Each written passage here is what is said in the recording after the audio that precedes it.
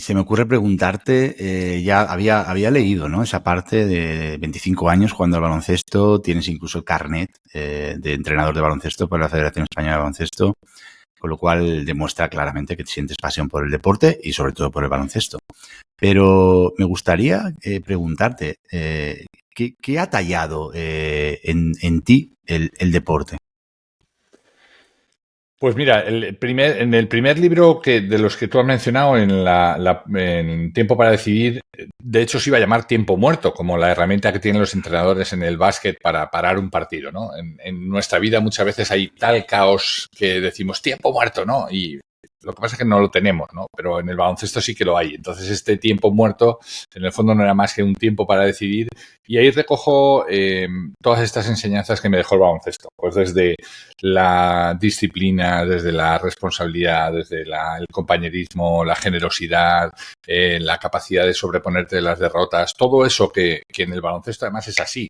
Porque en el fútbol al final el fútbol es el deporte que todo el mundo conoce. Tú fallas un tiro a la portería y como eres el delantero, pues te tienes que quedar como en el medio, más o menos. Los de abajo ya son los que defienden, ¿no? Y tienes un ratito para pensar, joder, la he fallado, no la he fallado. En baloncesto no hay tiempo. En baloncesto tú fallas una canasta y tienes que estar el primero abajo del todo.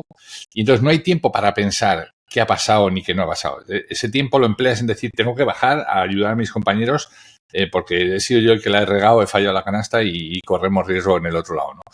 Y entonces eso me ha ayudado mucho en la vida, ¿no? A sobreponerme en situaciones adversas, a afrontar problemas, problemas en los que mucha gente se queda atorada diciendo, ay, pobre de mí, fíjate todo lo que me ha pasado, ¿no? Y yo digo, next.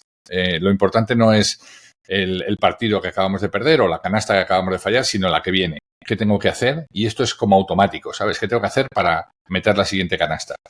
Y bueno, esas son algunas de ellas, ¿eh? Me tiraría hablando de mi pasión por el básquet y la empresa años, pero algunas de esas son estas, ¿no? La capacidad de adaptar mucho de lo que tiene el deporte del baloncesto al mundo de la empresa, ¿no?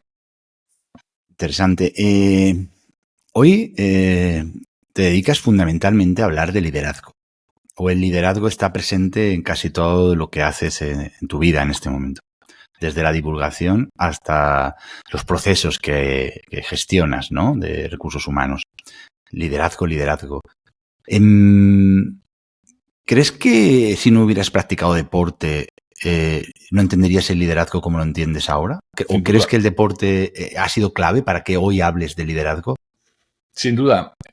Dos cosas. Una, el deporte, el baloncesto del que ya te he hablado, y la otra es haber trabajado, como te decía también antes, en el banco más innovador de España en términos culturales.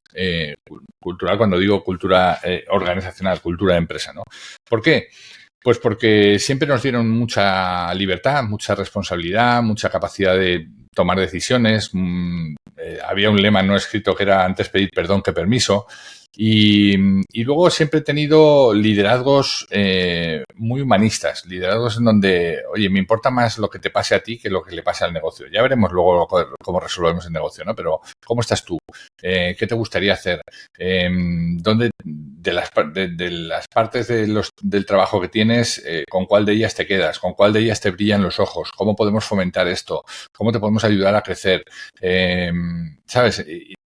Ese liderazgo humanista que yo ya experimenté hace 20 y tantos años, hoy se sigue echando en falta en las empresas. Hoy hay muchas empresas que aún siguen sin tener claro eso, ¿no? Así que, bueno, esa es un poco la traslación que hago del mundo de la empresa, pero sobre todo porque creo que hoy liderar es un arte. Liderar es el arte de que el otro se salga con la mía. Es muy parecido al tema de la venta, ¿no? Liderar es un arte. Mandar sabe todo el mundo, dirigir es un poquito más complejo, pero liderar hoy no todo el mundo puede liderar, ¿no? Por eso sé que es una palabra muy gastada, pero mi trabajo es ayudar a los líderes, ayudar a las personas que tienen responsabilidades en las empresas a que dirijan de una manera distinta a como nosotros fuimos dirigidos, ¿no? Hoy la gente joven ya no se deja dirigir como nos dirigieron a nosotros, ¿no? Así es. Yo tengo siempre, bueno, yo creo que liderar y vender tienen muchísimas cosas en común. En la esencia más humanista tienen, desde mi punto de vista, casi todo en común, porque creo que un buen líder es aquel que es capaz, ahora te pediré tu definición de buen líder, pero en resumen creo que es aquel que es capaz de hacer que los demás hagan cosas porque quieran hacerlas, ¿no? Y las hagan con pasión y con ilusión. Y vender es un poco igual, ¿no? Es decir, no imponer, no engañar, no manipular, sino conseguir hacer ver ese valor añadido, esa propuesta de valor que le ofreces al cliente con claridad para que quiera comprarte de verdad con ilusión y con decisión, ¿no? Por eso digo, tiene muchísimo en común y me apetece mucho hablar de liderazgo contigo largo y tendido esta horita. Pero, como he dicho, ¿cómo, de forma sencilla, porque ya sé que esto hay un montón de soft skills aquí y podríamos definir muchas, pero de forma sencilla, ¿qué cualidades tiene un buen líder? Pues mira, me pedías antes una definición, yo te decía, liderar es un arte, el arte de que el otro se haga con la mía, con eso con eso creo que resumo muy bien mi forma de pensar, pero hay otro añadido, ¿no? Y luego nos vamos a los skills, hay otro añadido y es, hemos crecido con una frase que decía, un buen líder es aquel que la gente confíe en él o en ella, ¿no? Y yo la cambio. Un líder excelente es aquel que confíe, que hace que la gente confíe en sí misma. Este es el gran paso que se necesita hoy en día.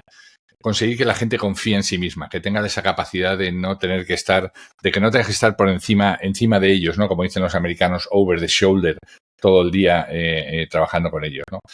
¿Capacidades que necesita un líder en este momento? Pues la primera de ellas es la capacidad de escucha. Se ha perdido. José, se ha perdido. Y en la venta pasa igual. Vamos con nuestro librito, le soltamos el rollo al que primero que se nos pone ahí y si no nos compra encima le maldecimos porque decimos, joder, pero si te enseña lo mejor que tengo. Pero, ¿cuánto sabemos de esta persona? ¿Cuáles son las verdaderas necesidades que tiene? ¿Cuáles son las objeciones que me está poniendo y por qué me las pone y cómo las puedo solventar? Esto es lo mismo que pasa a la hora de liderar personas, ¿no? Oye, ¿cuál es el perfil conductual que tiene esta persona? ¿Cuál es su manera de aceptar los mensajes? ¿De qué manera tengo que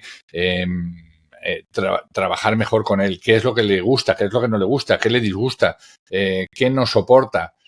Todo ese tipo de cosas son elementos que son imprescindibles en un buen liderazgo y solamente se consiguen de una manera, que es manteniendo conversaciones. Hay un libro que se llama The Clutter Manifesto, que son 95 principios de empresa. El primero de ellos es Markets are Conversations. Si algo está sobrando en una compañía, en una empresa, es una conversación. Si algo está faltando, es una conversación que no se ha tenido. Las conversaciones, ¿no? Esa es la primera de los skills que tiene que tener un buen líder, la capacidad de conversar, sobre todo de escuchar, ¿no?